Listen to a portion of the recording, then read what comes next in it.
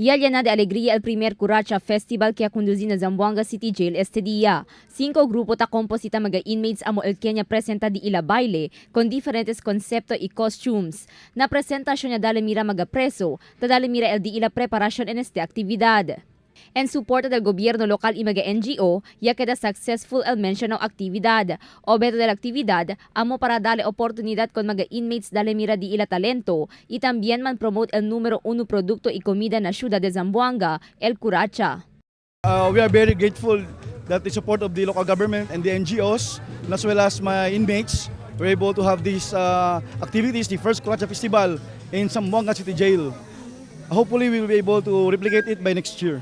Na 5 grupo Kenya baila na Curacha Festival, champion el grupo de las chicas Curacha ta composita el mga mujer inmates. Mientras na akasegundo puesto, el Curacha Movers ta composita mga hombre inmates. Mayoría del mga inmates según tiene caso relatado na droga prohibido. Mga ganador ya recibí cash prize y también trophy. Esperanzao según que el conduci otra vez semejantes actividad na City Jail na otro año.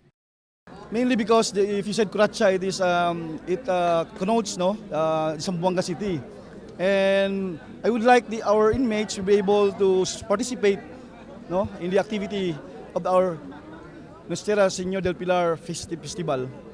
Presente también actividad como uno na mga huésped de honor, el Olympic silver medalist Heidelin Diaz, Miss Zamboanga, Vice-Alcalde Cesar Iturralde, Councilor Mike Alavar y Councilor Pinpin Pareja. Presente también a ocasión mga oficiales de Zamboanga City Jail y BJMP Region 9. Después el competición, ya segunda con el Budel Fight, donde 300 kilos de Curacha, el ya serví con mga preso y mga visita. El Curacha el serví con el sayis para 800 mga inmates del Zamboanga City Jail. El Zamboanga City Jail actualmente tiene más de 2,000 mga preso.